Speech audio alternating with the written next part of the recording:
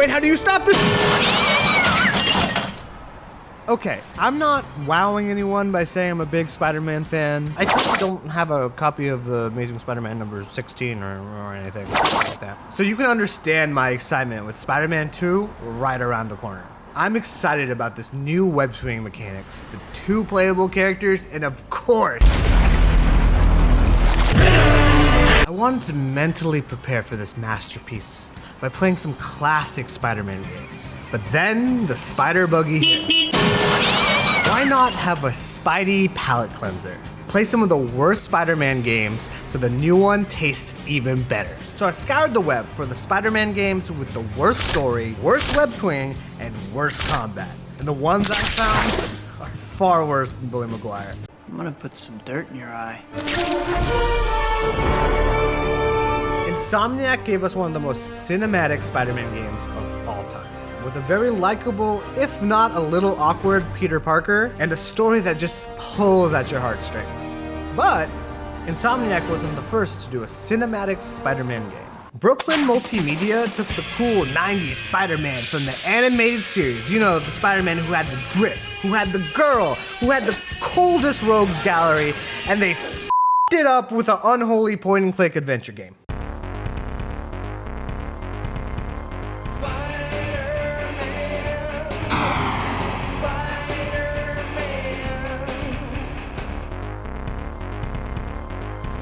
I was gonna give this art style a pass because it came out in 1996, a time where motion capture animation was just starting to make its way into video games. So visuals are gonna look a little off, right?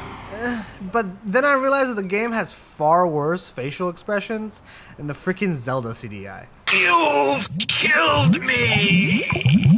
Good. The game begins with Mary Jane in a critical situation. She has to defuse a bomb in less than a minute with countless lives at stake. So why does she look like she's gambling on a fight? The inner machinations of my mind are an enigma. You can do it, MJ. Turns out it's just a movie scene, but honestly, that's no excuse for a shoddy performance, MJ.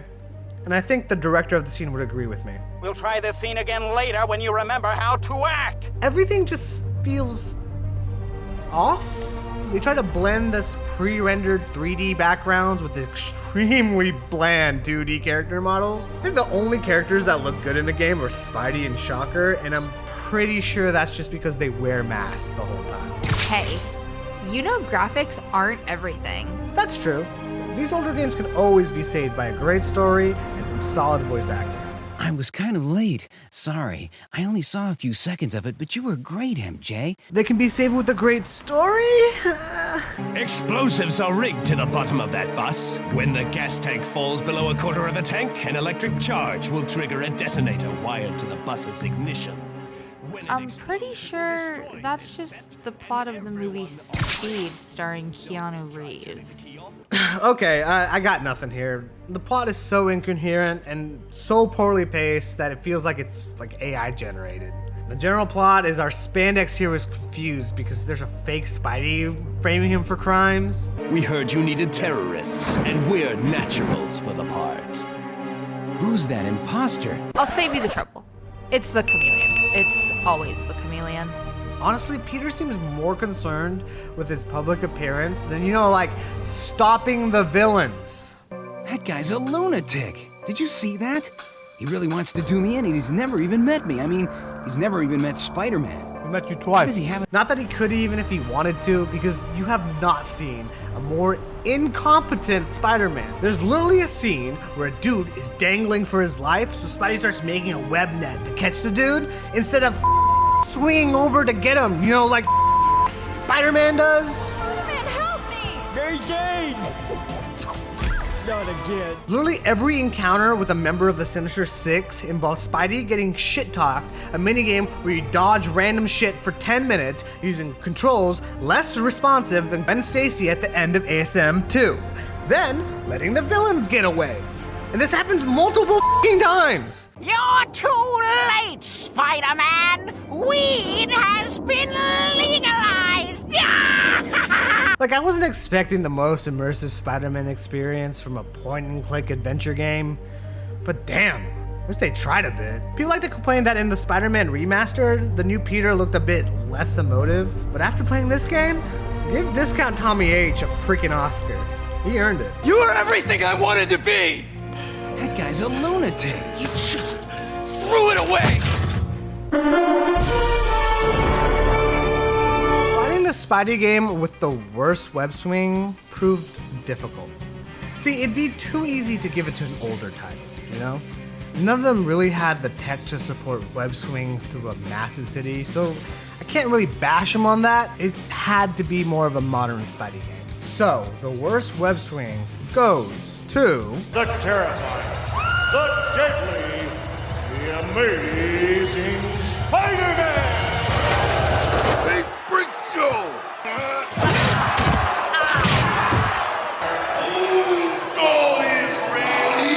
Wait, you cannot count Marvel's Avengers as having the worst web swinging. It's not even a full Spider-Man game. Can you play Spider-Man? Yeah. Can you web swing? Yeah. Yeah, then it has the worst web swing. Hell, I'd even count Ultimate Alliance's simple-ass web swing. At least that shit was useful. I mean, look at this dog water. It hits the 3 sins of bad web swing. Sin 1, webs that attach to the fucking sky. We're still doing this? We're still doing this? I get why they had to do it in Spider-Man 2000. What's your excuse? Some levels don't have modems to attach to, like Wakanda. Yeah? Neither does Fortnite, and they have some of the sickest web swinging ever. The web zips are even worse. They don't even try to hide the fact that you're literally zipping to air. Are you shitting me? There's nothing there. Zilch, nada, bubkiss. Can you even call it a web zip when you move like 5 inches forward? Sin number 2 is the momentum, or severe lack thereof. Spider-Man swings with the graceful speed of a piece of snot dangling from your nose. Why are you pouring me? I'm right. Look at him go. What acrobatic grace. What fun. What sense of urgency. Yeah! Can you hear me, Spider-Man? Your lover is all alone, about to take a long drop with a sudden stop. Spider-Man? Oh, Spider-Man! When do you... Oh, shit! Huh. I really thought he'd be here. Toodles! Come on. So number 3 is the sound. This one actually pisses me off the most. Spidey swings through the air like he's having the time of his life. He'll move like 10 feet and bell out a big woohoo! For what, Pete? For what? Not to mention the extremely infuriating whooshing sound effects. It sounds like a metal sheet bending from like a Scooby-Doo cartoon.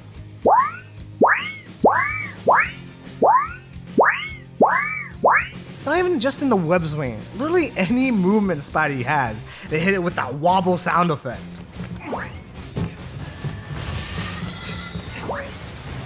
We can take him. Insomniac is so subtle with this effect. They even change it depending on where you're swinging. Swing closer to the ground, you get a heavier effect. Swing in the air with less wind resistance, and it's lighter. Now, like, don't get me wrong, their web swing isn't perfect. Its cap momentum feels overly limiting, and it's generally a bit too streamlined compared to something like Spider-Man 2, but it still makes you feel like Spider-Man. Swing building to building, seeing some crime, kicking some ass, then zipping out of there. And Spider-Man 2, the new one, is looking to improve upon that even more with its web gliders. And like the slingshot effect, how you can switch between Peter and Miles on the fly, and all the fancy new movements. Oh my god, it's gonna be so cool, it's gonna be so cool, it's gonna be so cool, it's gonna be so cool. I'll be the first to admit that after my 8th playthrough of Insomniac's Spider-Man, combat started to get a little stale. Outside the bosses, the enemy variety was just pretty barren. You got a goon with a gun, a goon with a shield, a goon with rockets, a big goon, and a goon who has the power of God and anime on his side. All of which can be taken down with a gravity lift. That shit is overpowered. You kids have it easy. Back in my day, we had real difficulty in our Spider-Man Nintendos. Oh my god, no one cares, Uncle Boomer. Go back to hanging out with Gwen Stacy. socks? Another dead Gwen Stacy joke? What can I say? Comedy works in threes. Maybe Charlie Sheen's dad has a good point. Maybe I should try a Spider-Man game that really tests my superhero capabilities.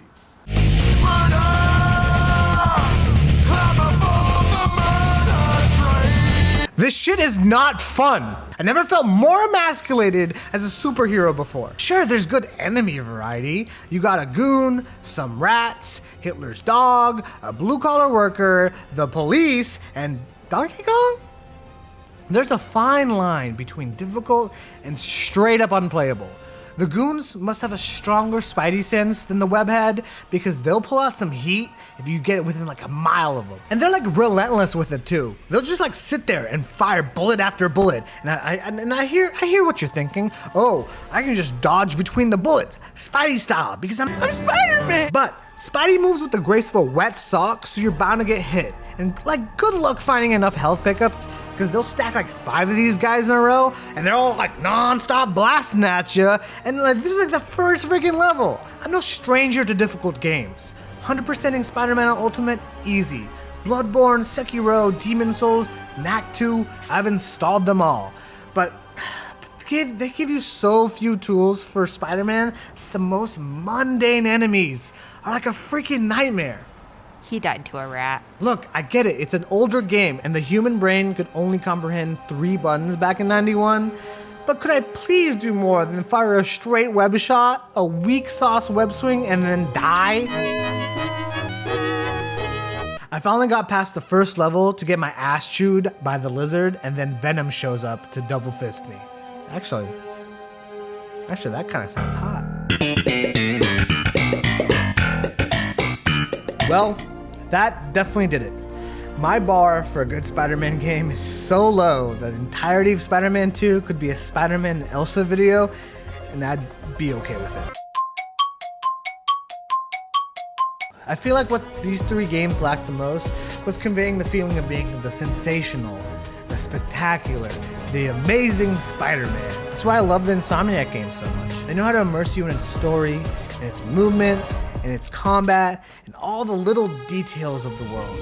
You're not playing as Spider-Man, you are Spider-Man, and this is your playground. For me, the new game doesn't need to be revolutionary. All I ask is it gives me the sense of being the friendly neighborhood Spider-Man. Plus the black suit's gonna go so fucking hard, bro!